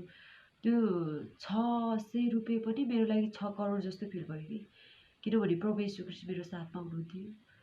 अनि त्यो काम गर्दा इँटा बोक्दाखेरि पनि मलाई कति दुःख लागिरहेको थियो, मलाई एकदमै आनन्द फिल भइरहेको थियो। प्रभु धन्यवाद, म एकदमै धन्यवादी भइरहेको थिएँ प्रभुप्रति। अनि पछि आन्टीले 600 रुपिस दिनुभयो। अनि उहाँ मेरो साथीले आलुहरू, त्यो पैसाको कति धेरै सामान आयो, 1 बोरा सामान आयो, तरकारीहरू, आलु, तेल, दाल के आयो है। अनि म छक्कै परेँ कि कति धेरै सामानहरू आयो त्यो पैसाले। अनि प्रभुलाई धन्यवाद। अनि पछि बिस्तारै गरेर अनि म बाटोमा जाँदै थिएँ प्युठान डिस्ट्रिक्टमा। अनि बाटोमा जाँदै गर्दा कहिले त्यो परमेश्वर पनि धन्यवाद दिएँ, तर पनि प्रभुलाई प्रश्नहरू सोधिरहेको थिएँ। प्रभु अब मलाई पढ्ने खर्च कसले दिन्छ, प्रभु मलाई पढ्नको लागि खर्चहरू कसले दिन्छ भनेर धेरै प्रश्न सोध्दै थिएँ। प्रभुले मलाई उत्साह दिनुभयो होइन, प्रभुले मलाई उत्साह दिनुभयो है। यसा 41:11 लेखिएको छ, नडरा म तेरो साथमा छु निरुत्साहित नहो, किनभने म तेरो परमेश्वर हो, म तँलाई सहायता गर्नेछु, म तँलाई बलियो पार्नेछु र मेरो धार्मिकताको दाहिने हातले म तँलाई सम्हाल्नेछु भने यसरी मैले त्यो उत्साहको वचनहरू प्रभुले मलाई देखाउनु भयो। र म त्यो प्युठान डिस्ट्रिक्टमा पुगिसकेपछि म त्यो रुममा पुग्ने बित्तिकै म उता गएँ। रुममा पुग्ने बित्तिकै म पास्टर बुवाकोमा गएँ। पास्टर बुवाकोमा गइसकेपछि पास्टर बुवालाई मैले सेयर गरेँ, पास्टर बुवा यस्तो यस्तो म घर गएको थिएँ, बाबा मम्मीले मलाई कि त स्कुललाई छोड कि त घर छोड भन्नुभयो, अनि म साथीकोमा बसेर नोटहरू पढेर इक्जाम दिएर आएको छु, 3 दिन इट्टापट्टामा काम गरेर भने। अनि पास्टर बुवाले मेरो लागि धेरै प्रार्थना गर्नुभयो, निराश नहौ, हामी तिम्रो लागि प्रार्थना गर्छौँ, हामी तिम्रो साथमा छौँ, निराश नहौ भन्नुभयो। त्यसपछि अब मेडिकल एसिस्टेन्टको फीहरू कसरी तिर्ने, कसरी कुन तरिकाबाट तिर्ने अप्सन केही पनि थिएन, सपोर्टर कोही पनि थिएन। बाबुमम्मीले अब यसुलाई चिनिस्, अब तँलाई चाहिँ यसुले नै पढाउँछ, हामी तँलाई 1 रुपियाँ पनि दिन्नौँ भन्नुभयो। अनि त्यस्तो भनिसकेपछि अब एकदमै गाह्रो थियो मेरो लागि। अनि स्कलरसिपको पैसा हुन्छ, स्कलरसिपको नेपाल वाणिज्य ब्याङ्कमा आएको सिटिबिटीले दिएको स्कलरसिपको मेडिकल एसिस्टेन्ट पढ्ने स्टुडेन्टलाई स्कलरसिपको पैसा आउँछ भने 33,000। अनि it was very joyful, it was very great. अनि एकदमै महान काम परमेश्वरले गर्नुभयो नि, एकदमै गड इज सो गुड। अनि मलाई कस्तो के पुरा परमेश्वरप्रति अझ विश्वास अगाडि बढ्दै आयो। र अब मैले कसरी फी तिर्ने, के गर्ने भने वाट क्वेसन्स, एउटा प्रश्नहरू आइरहेको थियो हृदयमा। तर आज जस्तो म फर्केँ। भोलिपल्ट म कलेजमा गएको साथीले स्कलरसिपको पैसा आछ भन्यो, 33,000। मलाई एकदमै गाह्रो भएको समयमा कसरी फी तिर्ने, च्यालेन्जिङ टाइममा प्रभुले 33,000 स्कलरसिपको पैसा जुटाउनु भयो। त्यो पैसाले मैले फीहरू तिरेँ। रुममा चामल थिएन, दाल थिएन, केही थिएन, सबै कुराहरू भरि त्यसरी खर्च टर्दै गयो। अनि लङ टाइमसम्म मेरो बाबामम्मीले मलाई कल गर्नु भएन, सन्चो बिसन्चो केही सोध्नु भएन है। पछि मलाई गाह्रो भयो। अनि तर पनि त्यो पैसा मात्रै एनफ थिएन। अनि फेरि मैले मेरो दाइ मलेसियामा हुनुहुन्थ्यो, मेरो दादालाई मैले कल गरेर, दादा मलाई यस्तो यस्तो खाँचो छ, प्लिज मलाई सपोर्ट गर्नु, अनि म पनि तपाईँलाई कुनै दिन म सपोर्ट गरौँला दादा अनि भनेर मैले दादालाई रिक्वेस्ट गरेपछि दादाले फेरि बाबामम्मीलाई भन्नुहुन्थ्यो त्यो बहिनीलाई पैसा भनिरहेको रहेछ, अनि त्यहाँ म यताबाट 10,000 पठाइदिन्छु, तपाईँले त्यहाँबाट पठाइदिनु भन्नुभएछ। अनि त्यति बेला मात्रै मेरो बाबुले कल गर्नुभयो, कल गरेर अनि त्यति बेला मात्रै बातचित भयो। अनि त्यसपछि आफ्टर लङ टाइम पछि मेरो मेडिकल एसिस्टेन्टको पढाइ सकिसकेपछि पास्टर बाबाले भन्नुभयो, बिना बजारले पास्टर बाबा यतै बस्ने नानी, यतै बस्छ, यतै हामी मिनिस्ट्री गरौँ, सेवाकाई गरौँ, तिमी हाम्रो छोरी जस्तै हो, तिम्रो लाइफ यस्तो बाधा परीक्षाहरू आइरहेको छ, निराश नहो, परमेश्वर तिम्रो साथमा हुनुहुन्छ भन्नुभयो। तर मेरो इच्छा कस्तो थियो भने चाहे मलाई दुःख होस्, कष्ट होस्, जेसुकै होस्, अब म घरै जानुपर्छ, मेरो पढाइ पनि सकेको छ भनेर म घरै जाने निर्णय गरेँ। अनि घर गइसकेपछि त्यहाँनिर आमा बाबाहरू राम्रोसँग बोल्नुहुन्थेन, अलि निराश हुनुहुन्थ्यो। मैले यसो ख्रिस्टलाई चिनेकोमा उहाँहरू निराश हुनुहुन्थ्यो, अब यसको फ्युचर केही पनि छैन, यो खाल्डोभित्र पसिसकेको छ भन्ने सोच्नुहुन्थ्यो। तर पनि मैले निरन्तर परमेश्वरमा भरोसा राखेँ, निरन्तर प्रार्थना गरेँ, प्रभु मेरो साथमा हुनुहुन्थ्यो र प्रभुले मलाई कहिले पनि टुट्न दिनु भएन। निरन्तर चर्च सङ्गति जान थालेँ। फेरि पनि मेरो बाबाले देउताहरू लागेर धेरै समस्याहरू आयो घरमा। मेरो बाबाले मेरो बाइबलहरू च्यातिदिनु भयो, मलाई हात समातेर मलाई ढोकाबाट उता उछटाइदिनु भयो है। मेरो बजैले मलाई मेरो प्रार्थना गर्ने सिरानीले मलाई हान्नुहुन्थ्यो। अनि मेरो भाइले प्रार्थना गरेर के बुनबुन गरेको छ, मुख चलाइरहेको छ भन्नुहुन्थ्यो। इत्यादि थुप्रै समाजको मानिसहरूले पनि धेरै कुराहरू गरे, साथीसँग रिलेटिभले धेरै कुरा गरे। तर पनि मैले एउटै आशा, मेरो आशा भरोसा जुन प्रभु यीशु ख्रीष्टमा मैले नयाँ जीवन पाएँ, एउटा स्वर्गीय जीवन पाएँ। जब म अन्धकारमा थिएँ, नरकमा थिएँ, शून्यतामा थिएँ, केही पनि सुन्न सक्ने अवस्थामा थिएन, त्यो समयमा प्रभुले मलाई अँगाल्नु भयो। कसैले पनि साथ नदिएको समयमा, कसैले उत्साह नदिएको समयमा, कसैले प्रेम नदिएको समयमा यीशुले एउटा निस्वार्थ प्रेम गर्नुभयो र यो नै मेरो लागि ठुलो कुरा थियो। अनि यो नै मेरो ठुलो कुराको थियो र यसुको मायाले नै मलाई जिउन सिकायो, मलाई हाँस्न सिकायो, मलाई सङ्घर्ष गर्न सिकायो। र मलाई सङ्घर्ष गर्दा गर्दै 2008मा मैले आफ्नो लाइफको जर्नी स्टार्ट गरेको थिएँ र 2008मा मैले मेरो लाइफको जर्नी स्टार्ट गरेको थिएँ र अहिले 2020 भयो है, लगभग 13 इयर्स भइसकेको छ र मैले परमेश्वरलाई चिनेको पनि लगभग 13, 14, 15, 16, 17, 18, 19, 20, 7, 8 वर्ष भइसकेको छ र यति यात्रामा जबदेखि यीशुलाई अँगाले कहिले पनि संसारलाई हेर्ने मौका पाएन। निरन्तर प्रभुलाई नै पछ्याएँ। दसैँ तिहार के हो भन्ने कुरा कहिले पनि म्याटर, कहिले पनि मतलब भएन। संसारको कुरा त त्यही बेला बिर्सिसकेको थिएँ जब म शून्यतामा थिएँ। मेरो लागि त कोही पनि त्यति बेला, म कसैको लागि प्यारो बन्न सकिनँ। त्यो समयमा सबैबाट एक्लो भएँ, कसैको लागि प्यारो बन्न सकेँ। अनि सबैबाट एउटा घृणाको पात्र भएँ, सबैबाट एउटा हेलाको पात्र भएँ अनि सबैबाट एक्लो भएँ, सबैबाट दबिएको बेला, सबैबाट हेपिएको बेला, सबैबाट दबिएको बेला यसुले मात्रै मलाई मेरो छोरी भनेर मलाई अँगाल्नु भयो,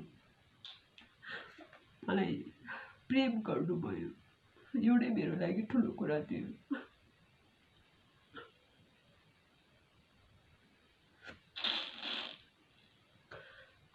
यो नै मेरो लागि ठुलो कुरा थियो। अनि संसारलाई कहिले पनि फर्केर हेर्ने मौका पाएन। अनि प्रभुलाई नै सधैँ पछ्याउँदै आएँ। प्रभुलाई पछ्याउँदै आएको कारणले गर्दाखेरि प्रभुले मलाई कहिले पनि चिप्लन दिनु भएन मेरो पाइलाहरूलाई। अनि यहाँसम्म आइपुगेँ, तर प्रभुले नै मलाई डोर्याउनु भयो, मलाई सहायता गर्नुभयो। अनि एक पाइला चालेको थिएँ, प्रभुले मलाई चिप्लन दिनु भएन। र पछि 2015मा दाइ नेपाल आउनुभयो विदेशबाट। दाइ आएर दाइ घरमा कमाउने भनेको दाइ नै हुनुहुन्थ्यो सिनियर। दाइ आइसकेपछि अनि अब घरमा के गर्ने कसो गर्ने, अनि मलाई धेरै फिक्री हुन थाल्यो। अनि म जोर्डन जाने निर्णय गरेँ, इजरायलको डियर कन्ट्री। अनि जोर्डन गएर लङ टाइम स्ट्रगलिङ गरेँ। त्यहाँ गएर स्ट्रगलिङ गरिसकेपछि अनि त्यहाँ चाहिँ सेवा सङ्गतिमा नि परमेश्वरको सेवामा अगाडि बढ्न पाएँ। अनि त्यहाँ हाम्रो चर्च टाढा थियो, क्यान्टिनमा सेवा सङ्गति स्टार्ट गरेर सेवा सङ्गति गर्न थालेँ। मैले त्यहाँ वचनहरू बाँड्ने अवसर पाएँ है। अनि आफू पनि सिक्ने, अरूलाई पनि सिकाउने अवसरहरू पाएँ। प्रभुले मलाई, म योग्यको त थिएन, तर पनि प्रभुले मलाई उहाँको काममा प्रयोग गर्नुभयो। मलाई त्यो धर्मको सुमार्गमा डोर्याइदिनु भयो। अनि त्यो ठाउँमा पनि नेपाली दिदीबहिनीहरूलाई वचन सुनाउने, हौसला दिने छोरी बनाउनु भयो। अनि चर्च टाढा थियो, प्रत्येक शुक्रबार हामी क्यान्टिनमा नै सेवा सङ्गति गर्थ्यौँ। अनि त्यहाँ केही पैसाहरू अर्न गरेर मम्मीलाई आमालाई नेपालमा पठाउँथेँ। अनि त्यस्तै गर्दै 2 इयर्स कम्प्लिट भएर अनि नेपाल आउने निर्णय गरेँ। त्यहाँ सेवा सङ्गति धेरै राम्रो भयो। त्यहाँ चाहिँ कतिपय फङ्सनहरू हुन्थ्यो, तर कहिले पनि हामीलाई त्यो फङ्सन इम्पोर्टेन्ट भएन, त्यो डिजे पार्टीहरू कहिले पनि इम्पोर्टेन्ट भएन। र त्यो ठाउँमा एकदमै परमेश्वरको डर भएमा रहनको लागि परमेश्वरले सहायता गर्नुभयो। निरन्तर सबैजना एकदमै डिजे फेस्टिभलको टाइममा, हिन्दूजम फेस्टिभलको टाइममा सबैजना राम्रो राम्रो ड्रेस लगाएर डिजे पार्टीमा जानुहुन्थ्यो, डान्स गर्नुहुन्थ्यो। तर हाम्रो लागि कहिले पनि त्यो कुरा इम्पोर्टेन्ट भएन। अनि तर हामीले सम्पूर्ण हाम्रो त्यो अवस्था, त्यो जवानीको अवस्था परमेश्वरमा सुम्पेका थियौँ। र त्यो समयमा हामी सेवा सङ्गति गर्ने, परमेश्वरमै हामी गुणगान गाउने गर्थ्यौँ। अनि त्यो दिनहरू पनि एकदमै सङ्घर्षको दिनहरू थियो। अनि म ब्याचलर सेकेन्ड इयर पढ्दा पढ्दै गएको थिएँ जोर्डन। अनि त्यहीबाटै मैले ब्याचलर सेकेन्ड इयरको इक्जामको फर्म फिलअप गर्न पठाएँ भाइलाई।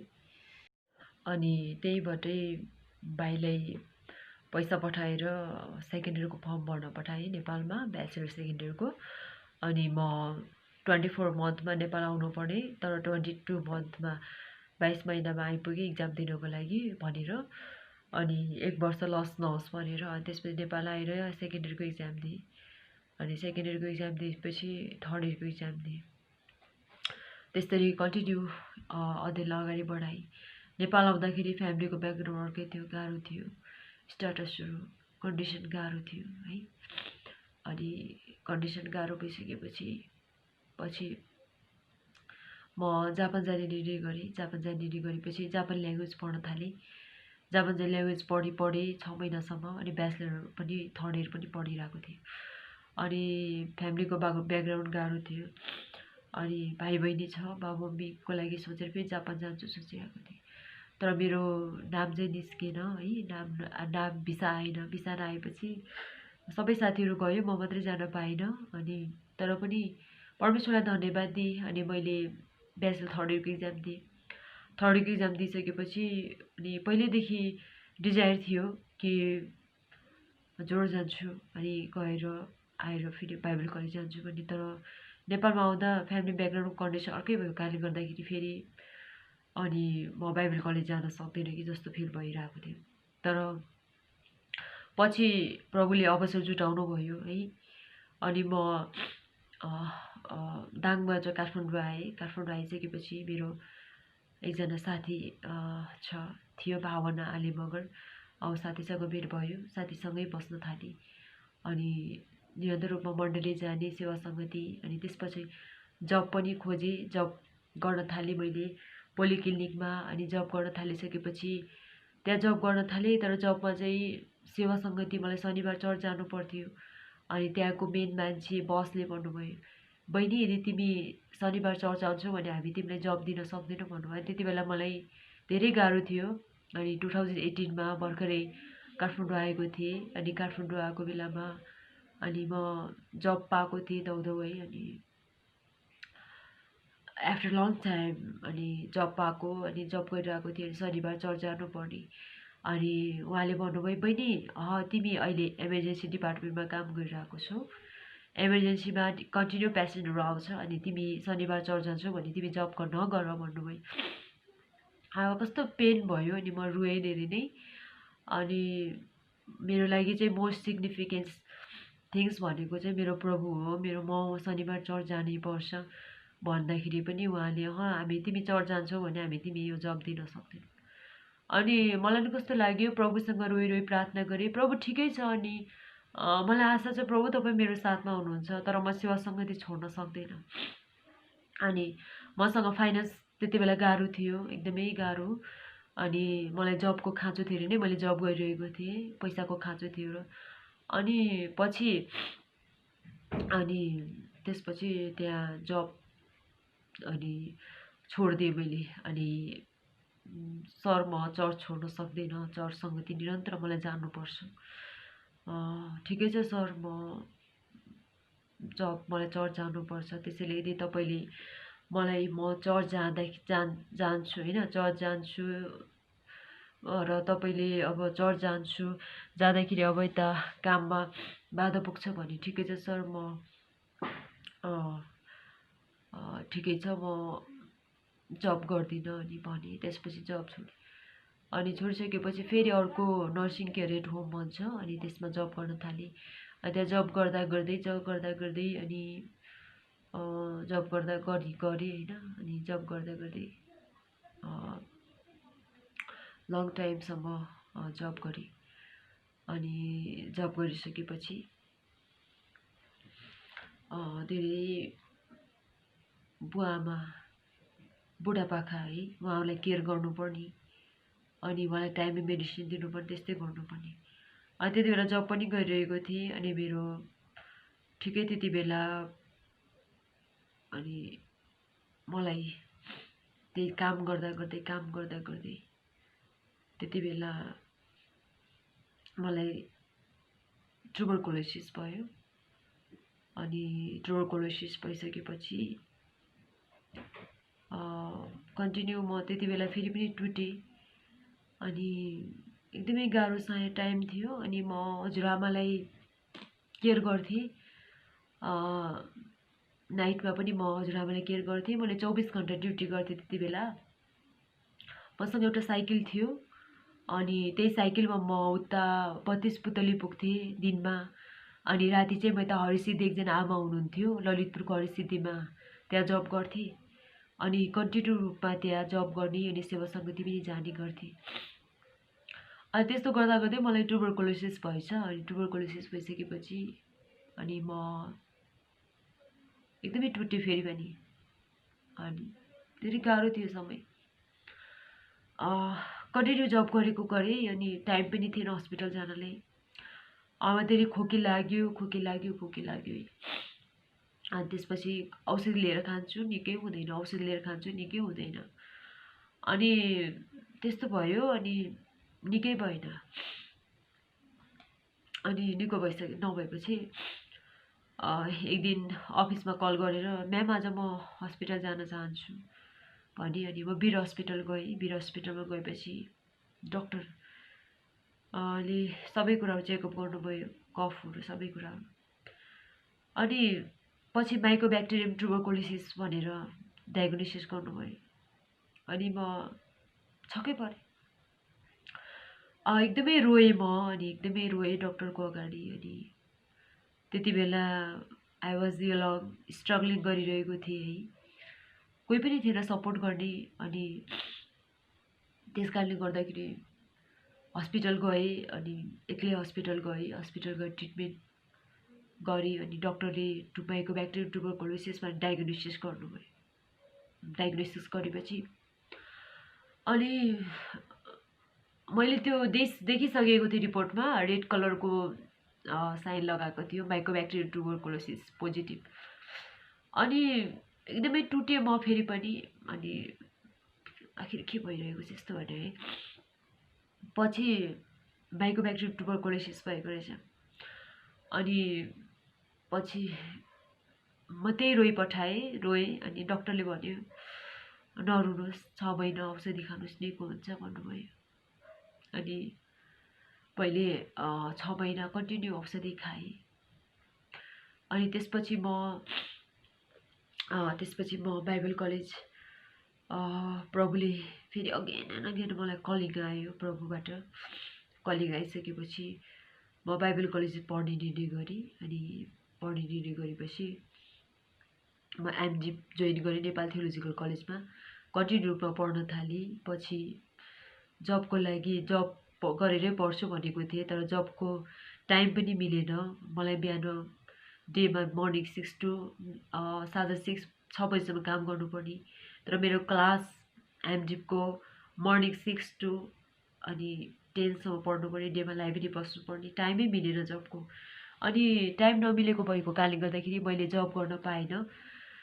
र लगभग 3-4 महिना म जबलेस नै भएँ। अनि कलेजबाट एडमिनिस्ट्रेसनबाट टाइममा फी बुझाउनुपर्छ भन्नुभयो। यस्तो भन्दा अनि म त्यति बेला ट्युबरकुलोसिसको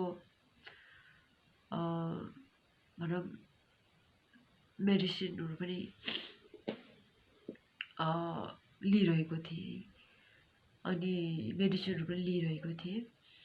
अनि मास्कहरू कन्टिन्यू युज गरिरहेको थिएँ।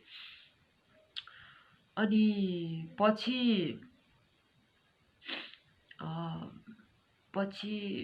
कन्टिन्यू औषधि पनि खाएँ। अनि 2 महिनापछि पुरै ट्रान्सफर्म भयो, पुरै चेन्ज भयो। लङ्सको कन्डिसनहरू सबै राम्रो भयो। अनि त्यसपछि लङ्सको कन्डिसनहरू सबै राम्रो भयो। अनि त्यो भइसकेपछि प्रभुलाई धेरै धन्यवाद दिएँ। म धेरै प्रार्थना गरेको थिएँ, फास्टिङ प्रेयरहरू। अनि जबको टाइम पनि मिलेन, 3 महिनासम्म जबलेस भएँ। अनि फीहरू पनि कसरी पे गर्ने थाहा भएन। अनि कलेजमा सरहरूले एनाउन्स गर्नुभयो फी टाइममा बुझाउने भनेर। अनि म रुममा गएर रुन्थेँ, रोइ प्रार्थना गरेँ। प्रार्थना गरेको भोलिपल्ट मलाई एउटा जब जुट्यो। जब जुटिसकेपछि जाउला खेलमा एकजना हजुरआमाले केयर गर्नुपर्ने पार्किन्सन्स डिजिज भएको, त्यो आमाले रातभरि केयर गर्थे। अनि बिहान म बाइबल कलेजमा पढ्नको लागि जान्थेँ। अनि मलाई सरहरूले पर्मिसन दिनुभएको थियो। 50% स्कलरसिप कलेजले दिएको थियो, तर 50% मैले पे गर्नु पर्थ्यो। एकदमै गाह्रो थियो। अनि म रुँदै रुँदै प्रार्थना गर्थेँ प्रभुसँग। अनि प्रभु मलाई सबैजना रातभरि सुती आएर बिहान पढ्छ। प्रभु म रातभरि सुत्नै पाउँथेन। त्यो हजुरआमालाई केयर गर्नु पर्थ्यो, फिजियोथेरापी गर्नु पर्थ्यो। राति 2 बजे नानी मलाई चिया बनाएर ल्याए भन्नुहुन्थ्यो। कहिले बाहिर बस्छु, कहिले भित्र बस्छु, कहिले तल जान्छु, अनि कहिले दिसा पिसाब नै त्यही गरिदिनुहुन्थ्यो है। एकदमै हार्ड जब थियो नर्सिङ केयर एट होम। अनि त्यस्तो केयरिङ गर्दा गर्दै अनि धेरै स्ट्रगलिङ थियो। अनि त्यही पैसा स्यालेरी रिसिभ गरेर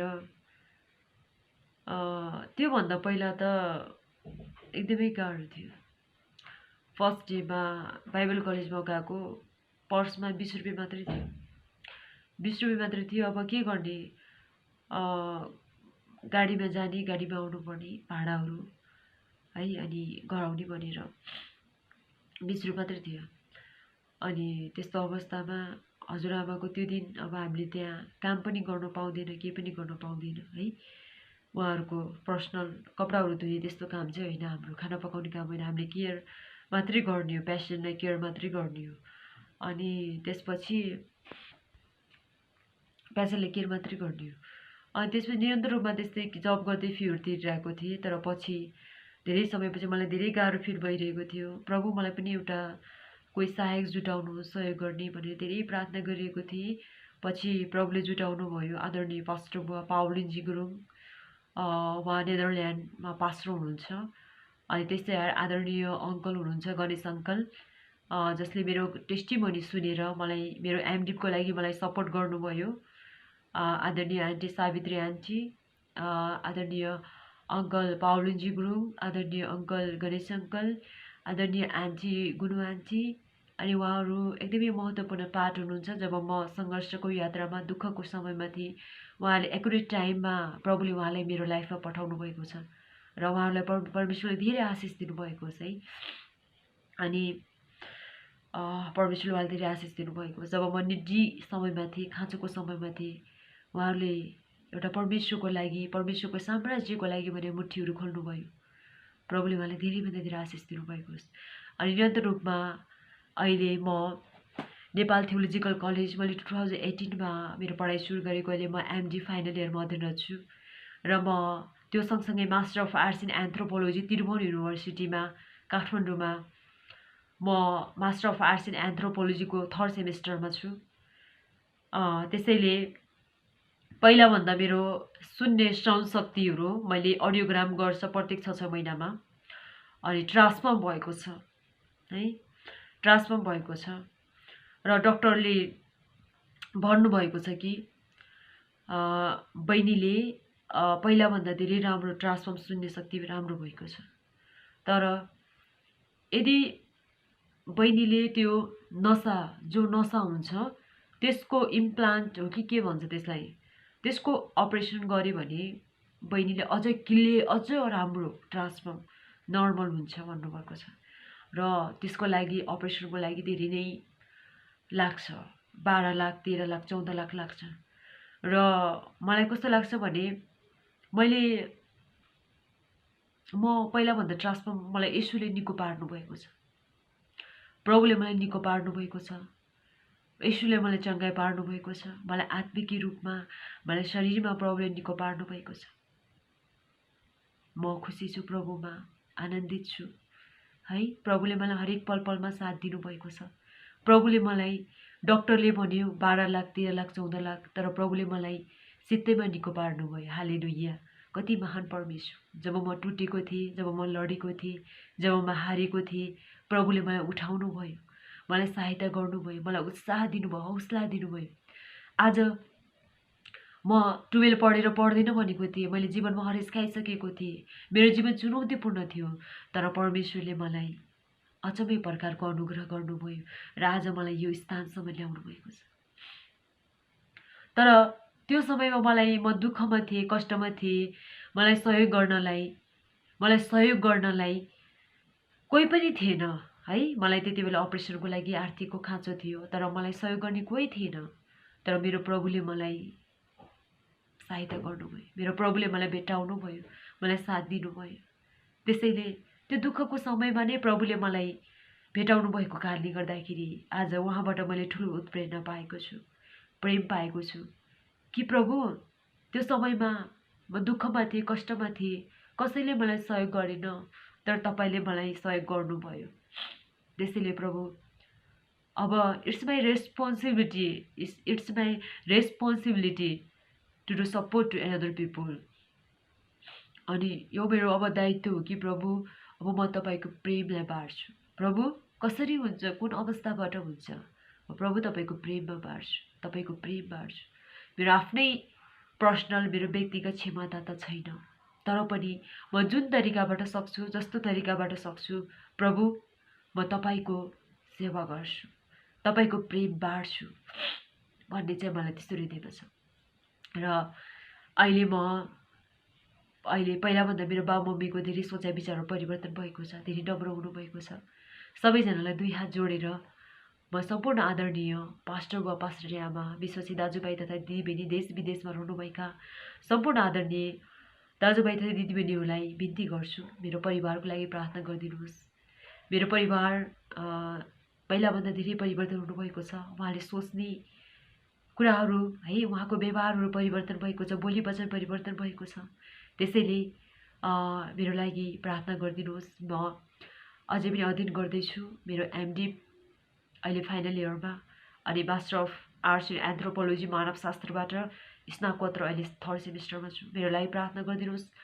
म भोलि गएर एउटा परमेश्वरको असल सेविका भएर समर्पित त पहिल्यैदेखि नै भइरहेको छु, तर पनि आउने दिनहरूमा प्रभुको इफेक्टिभ मिनिस्ट्री गर्न सकौँ, प्रभुको इफेक्टिभ सेवाकाई गर्न सकौँ होइन। एउटा आउने जेनेरेसनको लागि, नेक्स्ट जेनेरेसनको लागि एउटा उदाहरणीय एउटा छोरी बन्न सकौँ है, एउटा उदाहरणीय इक्जाम्पल बन्न सकौँ एउटा क्रिस्चियन कम्युनिटीमा है, एउटा असल कामहरू गर्न सकौँ भनेर प्रार्थना गरिदिनु होला। अहिले नेपालमा ललितपुरमा मैले United food cloth and mask bank भनेर मैले यो स्टल राखेर रोडमा भएका दुखी गरिब बुवा आमाहरूलाई खाना खुवाउने, कपडाहरू वितरण गर्ने, मास्कहरू वितरण गर्ने कार्यक्रमहरू गरिरहेको छु। यो रेजिस्टर त भएको छैन, तर यो कार्यक्रम ओडासँग समन्वय गरेर कार्यक्रम गरिरहेको छु। त्यसैले प्रार्थनामा सम्झिदिनु होला। यदि तपाईँले यस सामाजिक कार्यमा तपाईँहरूले सहयोग गर्न चाहनुहुन्छ भने तपाईँले सहयोग गर्न सक्नुहुन्छ भन्न चाहन्छु। र आज प्रभुले मलाई, त्यति बेला मलाई सहयोग गर्ने कोही पनि थिएन है, म दुःखमा थिएँ, कष्टमा थिएँ, तर प्रभुले आज मलाई एउटा हरेक बिरामीहरूलाई सहयोग गर्ने, रोडका बाटोघाटोमा पीडामा भएका मानिसहरूलाई सहयोग गर्ने, अरूलाई उत्साह दिने, अरूलाई हौसला दिने है, अरूको घाउमा मलम लाउने छोरी बनाउनु भएको छ। आमेन। त्यसैले म धेरै नै खुसी छु, प्रभु मेरो साथमा हुनुहुन्छ। प्रभुले मलाई कहिल्यै पनि एक्लो छोड्नु भएन। म जहाँ गएँ, जुन ठाउँमा मैले पाइला राखेँ, त्यो ठाउँमा प्रभुले मलाई एउटा आशिषको कारण बनाउनु भएको छ। आमेन। त्यस कारणले प्रभुलाई धन्यवाद दिन चाहन्छु। म टुटेको थिएँ, हारेको मान्छे हो, म केही पनि होइन, म रित्तो छु, खाली छु है, तर प्रभुले, खाली थिएँ तर प्रभुले मलाई भर्नुभयो। उहाँको प्रेमले, उहाँको आशिषले, उहाँको अनुग्रहले मलाई भर्नुभयो। त्यसैले परमेश्वरलाई धेरै धेरै धन्यवाद। मलाई यो गवाई बाँड्नको लागि तपाईँहरूले पनि समय दिनुभयो है, तपाईँले यति जसो सुनिदिनु भयो, धेरै धेरै धन्यवाद।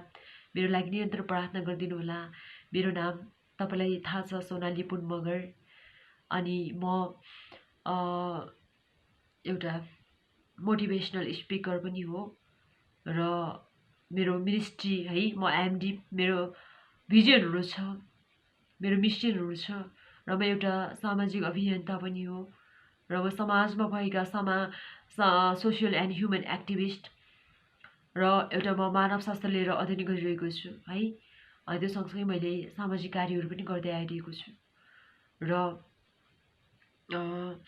यति नै हो मेरो इन्ट्रोडक्सन। मेरो घरमा मेरो आमा बुवा दाजु भाइ बहिनी एउटा ग्रान्ड मदर हुनुहुन्छ, उहाँलाई प्रार्थनामा सम्झिदिनु होला भन्न चाहन्छु। र यदि तपाईँहरू फ्यामिलीमा सिङ्गल क्रिस्चियन हुनुहुन्छ भने प्रिय निराश नहुनुहोस्, प्रभु तपाईँको साथमा हुनुहुन्छ। तपाईँ कहिले पनि एक्लो हुनुहुन्न, प्रभुले तपाईँलाई कहिले पनि छोड्नुहुन्न। तपाईँ दुर्बल हुनुहुन्छ, कमजोर हुनुहुन्छ भने निराश नहुनुहोस्, प्रभुले तपाईँलाई कहिले छोड्नुहुन्न, कहिले त्याग्नुहुन्न। प्रभुले आज म फास्टिङ बसेको 40 डेज फास्टिङ बसेको 36 डेज भयो। प्रभुले मलाई शक्ति दिनुभएको छ, स्ट्रेन्थ दिनुभएको छ, पवित्र आत्माको शक्तिले मलाई भर्नुभएको छ। म बिहानै 4 बजी उठ्छु, 4 खानाहरू पकाउँछु, भोकाहरूको लागि खानाहरू पकाउँछु। मलाई बहिनीहरू छ, बहिनीहरूले सहयोग गर्नुहुन्छ, दिदी बहिनीहरूले।